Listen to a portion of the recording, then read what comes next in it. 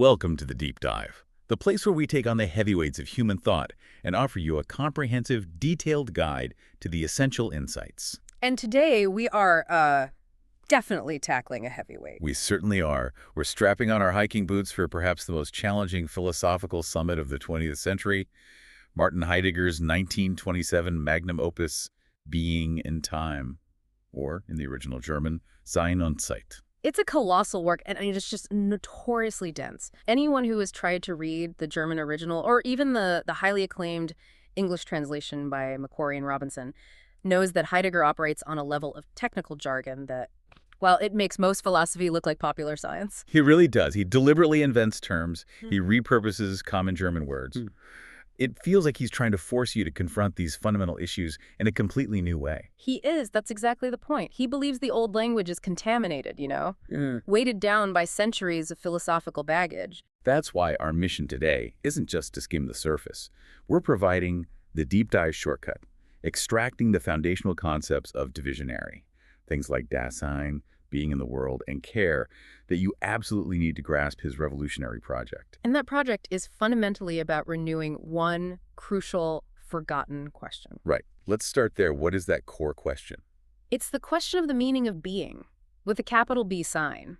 Heidegger's whole argument is that for centuries, Western philosophy has just treated being as if it were obvious. Like background noise.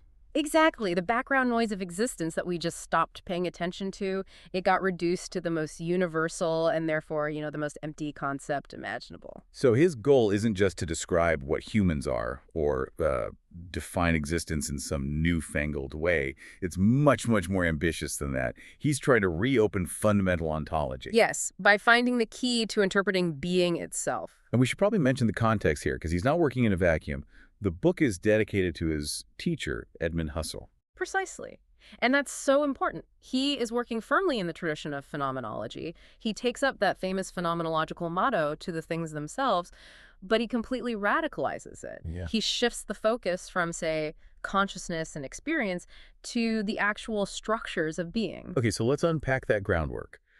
Why is Heidegger so convinced that basically every philosophical tradition since the ancient Greeks has failed to ask the right question? Why did he feel like in 1927 we had to start all over again? Well, he identifies what he calls a historical philosophical dogma, this entrenched belief that the question of being is.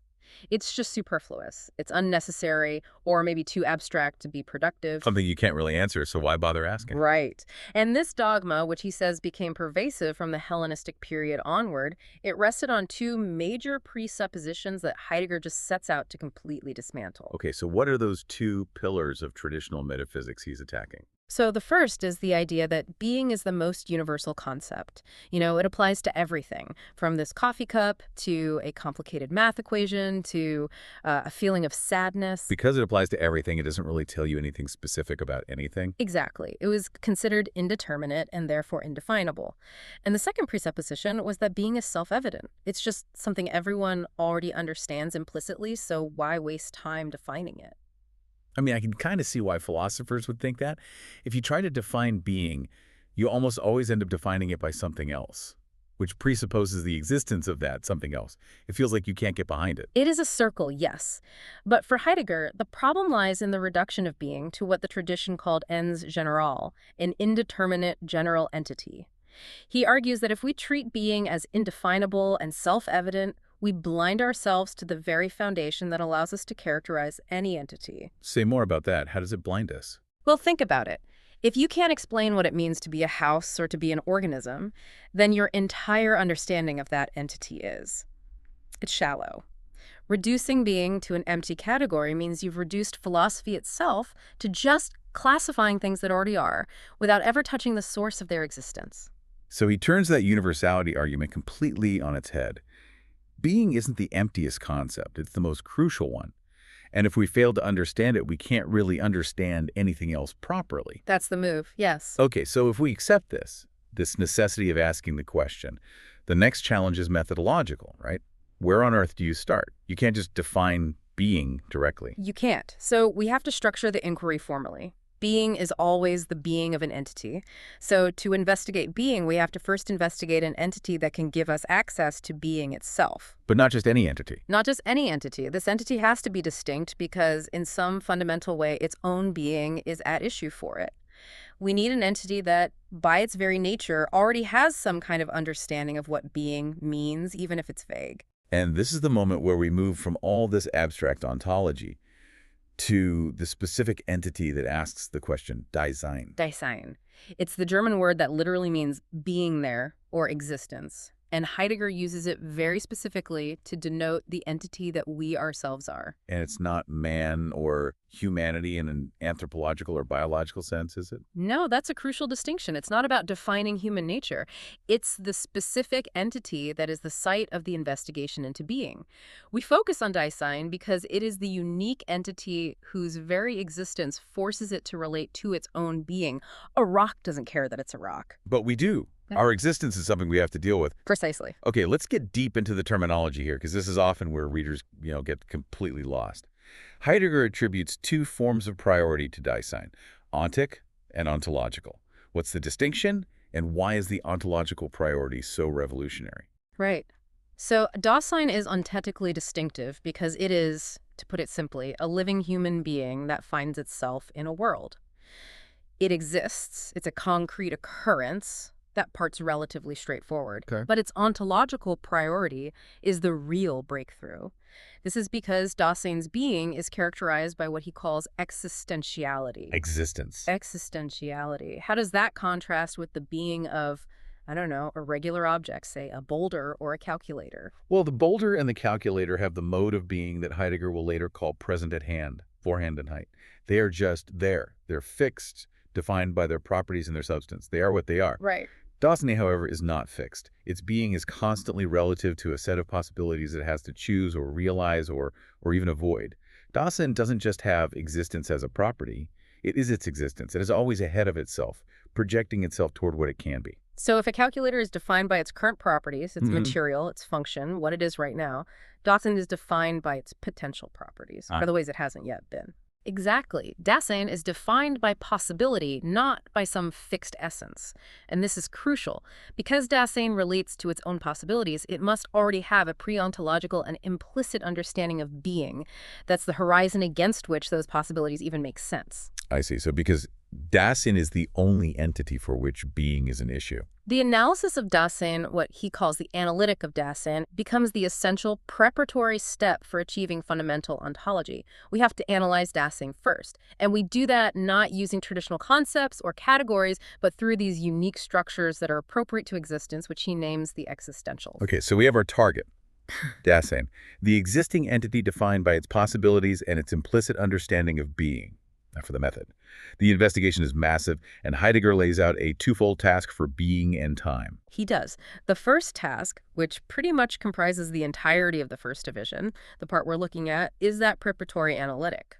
It's about laying bare the inner constitution of Dasein to reveal the horizon for understanding being, which, spoiler alert, he will find is temporality, or time. And the second task? The second task, which he began, but, well, he never fully completed it in the published work, is the destruction of the history of ontology. That phrase, destruction, sounds incredibly radical, almost negative. Yeah. What is he destroying, and why is this clearing operation so necessary? It's not destruction in the sense of, just negating or erasing something. You should think of it more like deconstruction or dismantling, like clearing away debris from an archaeological site. Heidegger wants to critically dismantle the historical interpretations of being, from Plato, Aristotle, through Descartes and Kant, that he thinks obscured the original question.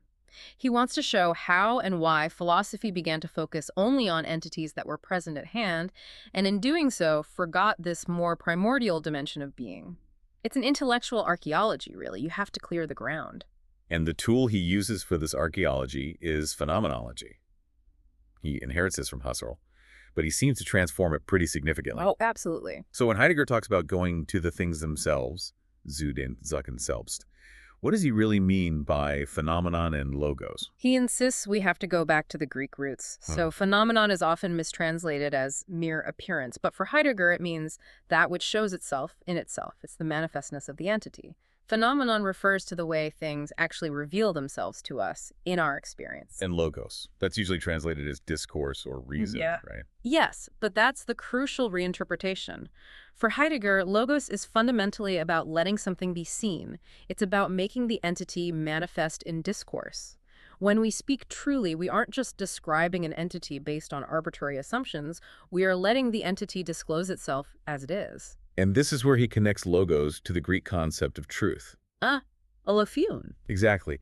Aletheon, it literally means unconcealment. Right, I remember that. So truth, or aletheia, is unconcealment.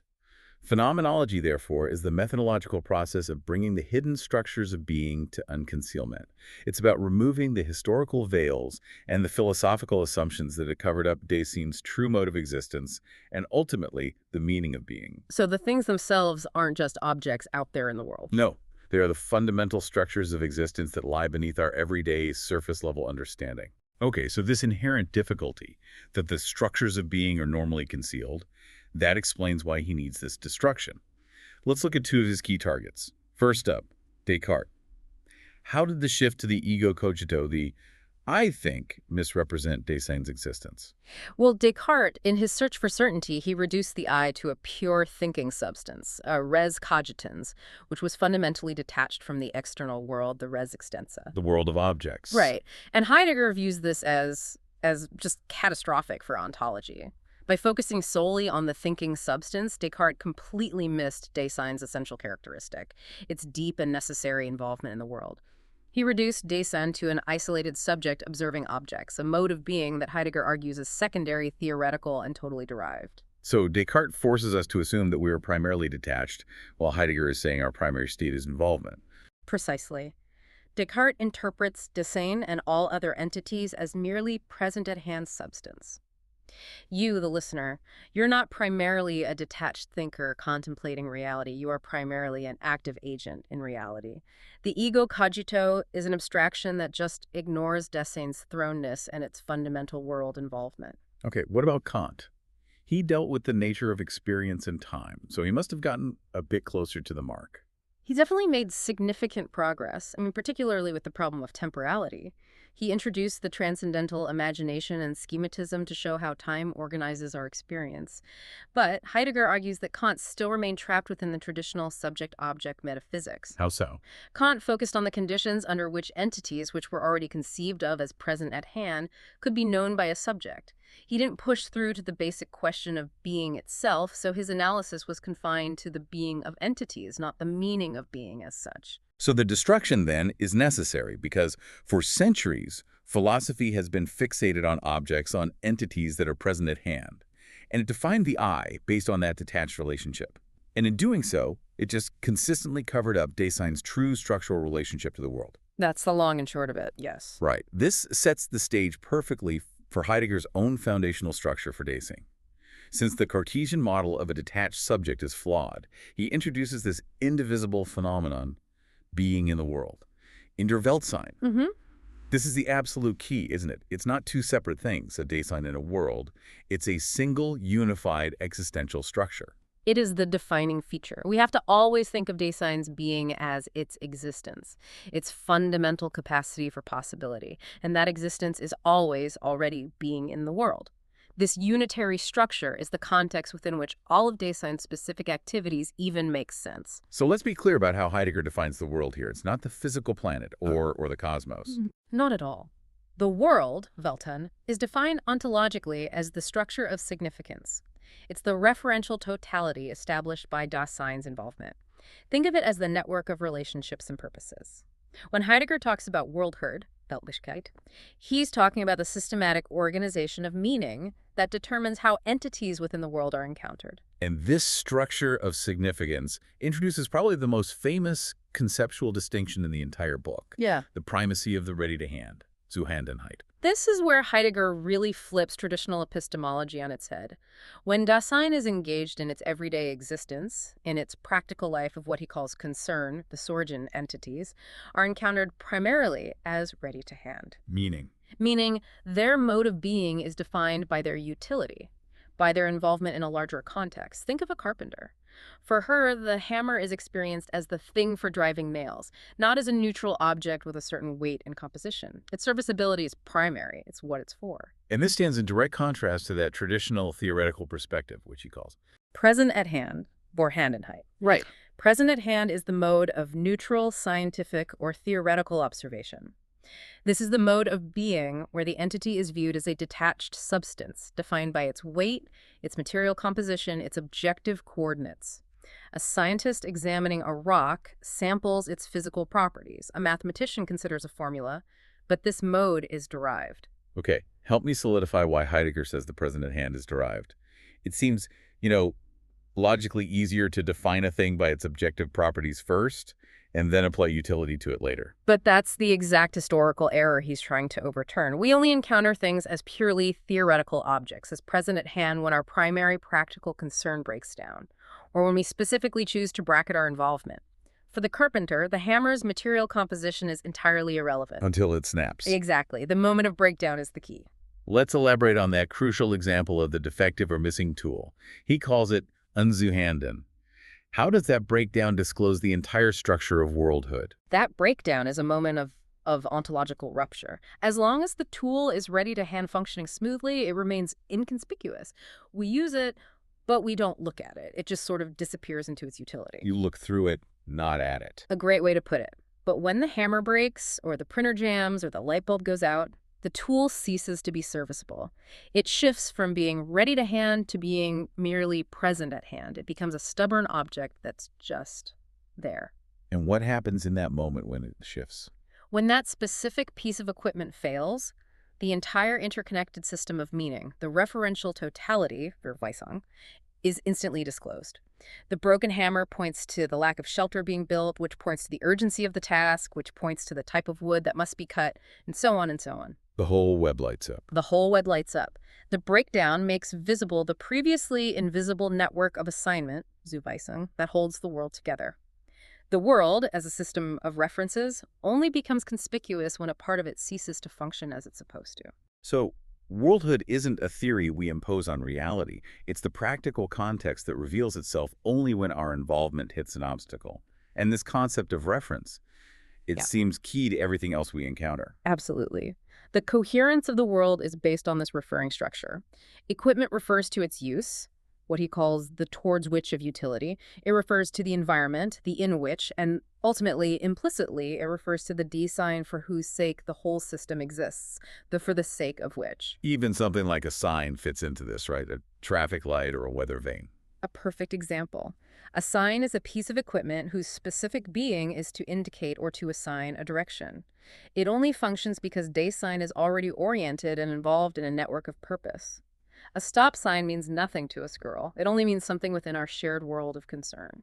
So since Dasein is defined by being in the world, its relationship to space must also be practical, not theoretical. Heidegger argues Dasein's spatiality is qualitative. It's defined by concern. Besorgen. How does this practical spatiality manifest itself? It's manifested through two main concepts, disseverance, Entfernung, and directionality, Ausrichtung. Basically, Dasein is spatial, but it doesn't measure space mathematically in feet or meters. It measures space functionally. Disseverance is fascinating because it seems to almost defy physics. How can something that's physically distant feel closer than something that's right next to me? Disseverance is the existential tendency to bring things that matter to us closer, overcome distance by making them at hand, and conversely, irrelevant things appear far or remote even if they're physically present. Do you give an example? Sure. Imagine you were working on a massive project deadline. The specific, crucial research article you need, even if it's currently saved in the cloud on a server thousands of miles away, is existentially closer to you than the irrelevant stack of dusty physical phone books sitting 4 feet away on your shelf. Because my concern is directed at the article. The phone books are just there, present at hand. Yeah. Exactly. Your concern determines what is near and what is far. It's a form of practical measurement rooted in utility. This is a sharp contrast to the purely geometrical, quantitative spatiality of present-at-hand entities. And the second aspect, directionality. Directionality just reinforces this. Being in the world is always oriented. We establish regions, Gegenden, the place where the tools belong, the direction of the light from the window, the path to the door.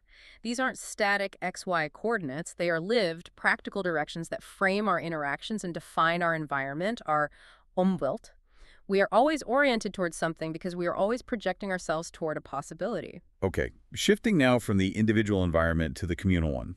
Dasein is never encountered as an isolated res cogitans, a thinking thing. Heidegger insists on the essential structure of being with others, Mitmenschein. Yes, and this is such a powerful counter-argument to that Cartesian isolation. Dasein's world is always intrinsically a shared world, a Mitwelt. We don't deduce the existence of other minds. We encounter them primarily within the context of common tasks and shared equipment. So the world itself implies others. The entire referential totality is built for multiple Daseins. When you pick up a tool, you are implicitly encountering the other workers, the designers, the manufacturers who share the context of that tool's use. Others are encountered as fellow Daseins sharing the same fundamental structure of concern. However, this shared world carries a huge risk, doesn't it? The risk of absorbing Dasein's individuality, leading to this anonymous public self. The structure he famously calls the they, Dasein. The they, yes.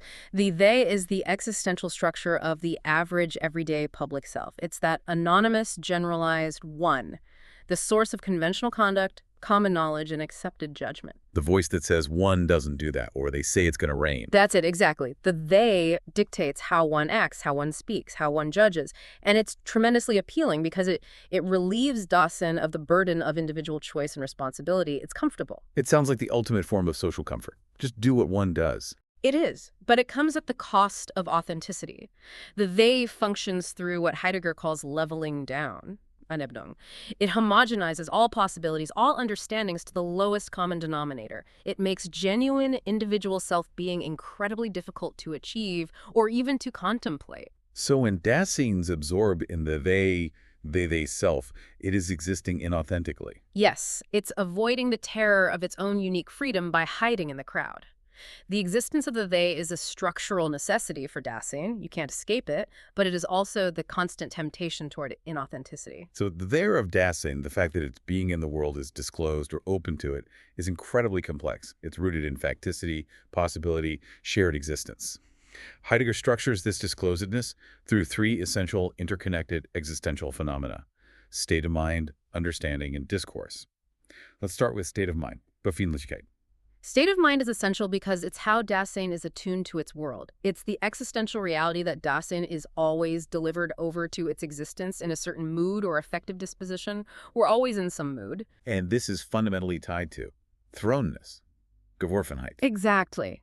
Tied to thrownness. That is such a powerful image. It really is. We just find ourselves existing. Yes. Dasein finds itself thrown into a world.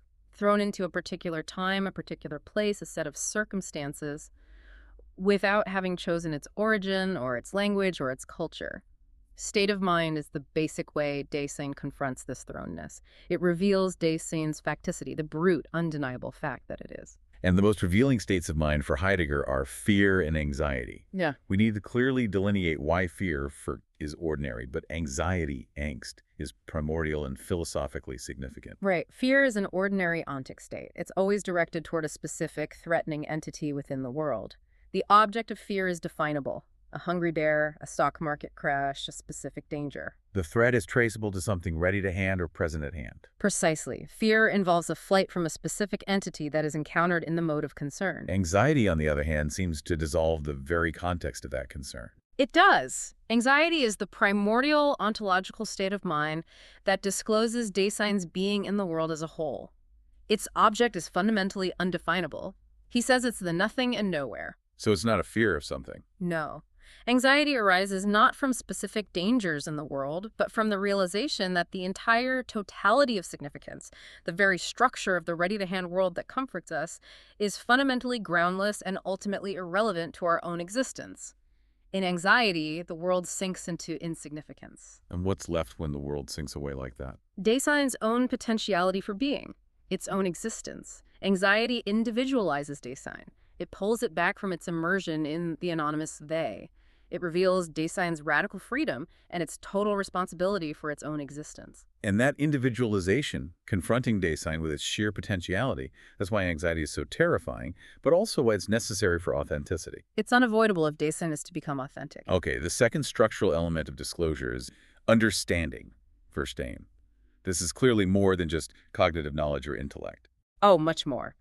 Understanding is existential. It is Dasein's inherent ability to be its own possibilities.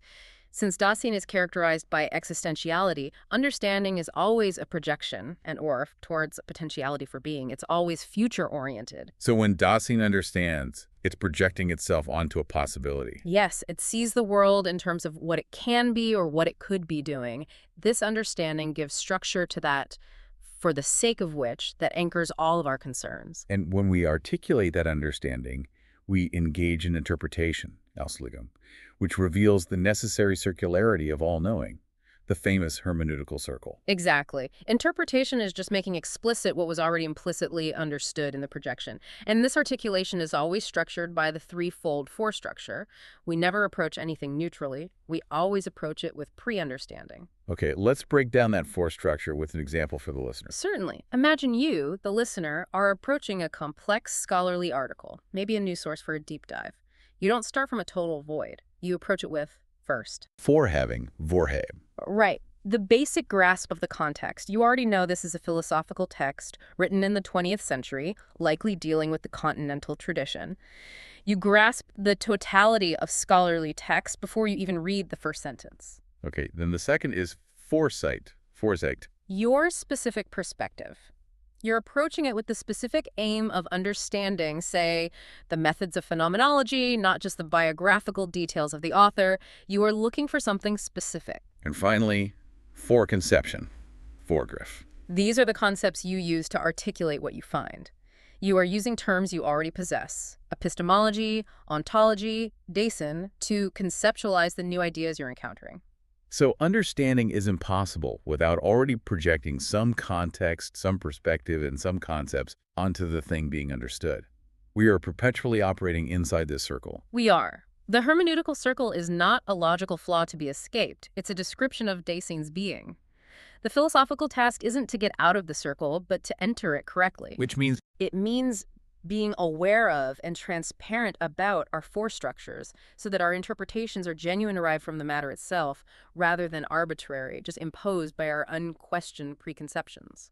right, so this inherent complexity of Dasein, its thrownness, its understanding, its constant capacity for possibility, all of this is typically obscured by the smooth functioning of everyday life. And this takes us to the concept of falling, Verfallen, which is Dasein's constant tendency toward inauthenticity and immersion in the Dancy. And it's important to say that falling is not a moral lapse. It's not a sin. It's an existential movement, an inherent characteristic of Dasein's being in the world. Dasein constantly flees from the anxiety of its own freedom by sinking into the world of common, tranquilizing concerns. And this falling happens through three intertwined modes of public disclosure. The first, and maybe the most relevant to our modern communication age, is idle talk. Jared. Idle talk. It's discourse that has become completely detached from any genuine grounding or original understanding. It's talk for the sake of talking, where everything is supposedly already understood and disseminated by the they. Gossip, rumors, hot takes. All of it. It operates on the basis of rumor, generalized opinion, and quick summaries that are passed on without any verification. And crucially, idle talk doesn't just misunderstand things, it actively closes off the world. How does it close off the world? That seems counterintuitive. It creates the illusion that there's nothing left to explore. If everything is already common knowledge, or if the key points have already been shared on social media, then Dasein is relieved of the effort required for genuine inquiry and original engagement with entities. Idle talk ensures that true phenomena remain concealed beneath a thick blanket of public interpretation. It's the absolute opposite of a Lalathuen of unconcealment. And idle talk is amplified by curiosity. Yes. Curiosity is a restless seeking for novelty, but not for the sake of genuine understanding. It is seeking purely for the sake of seeing or experiencing the new thing itself. It's completely detached from concern and context. So it's just about distraction. It's characterized by dispersal, always seeking the next big thing, the next distraction, the next piece of information, without ever dwelling or engaging meaningfully with what it encounters. I can really see the dynamic here. Idle talk gives us the ready-made answers, and curiosity constantly provides the next subject for that ready-made talk. That's the cycle. Curiosity drives Dasein into a perpetual state of scatteredness, turning the world into a source of fleeting stimulation, while idle talk ensures that the content of that stimulation is always shallow and derivative. And this toxic combination creates the final mode of falling: ambiguity. Zweideutigkeit. Ambiguity, where everything is equally disclosed and understood. Exactly. Ambiguity is the state where the lines blur between authentic insight and mere rumor. Because Dasein is constantly bombarded by idle talk about the things it is curious about, it becomes impossible to distinguish what has been authentically grasped from what is simply repeated public opinion. There's no authority, and therefore everything is equally true or false, which leads to that leveling down at all possible interpretations. So the state of falling is this constant downward plunge, an absturse. Yes, a downward plunge into these public modes, keeping Dasein tranquilized and helping it avoid the demanding call of its own possibilities. Okay. We've built up all these structural elements: thrownness, existentiality, being with, falling, concern, understanding. These are all deeply complex and interconnected. Heidegger's goal for this entire preliminary analysis is to unify them under one single fundamental structural concept, and that is care, Sorge. Care is the primordial structural totality that defines the being of Dasein. It is absolutely essential to stress that care is not simply an emotional worry or anxiety in the common psychological sense. It is an ontological structure. Everything Dasein does, whether it's authentic or inauthentic, is a modification of care.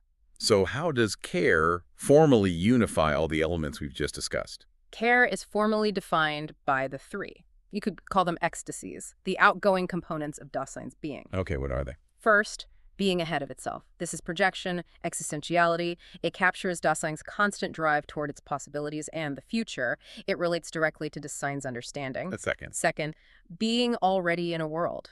This is thrownness, facticity. It captures the reality that Dasein is always already situated, delivered over to a context it didn't choose. This relates to state of mind. And the third piece? And third, being alongside. This is falling, concern. It captures Dasein's necessary involvement and immersion with entities encountered within the world the ready to hand.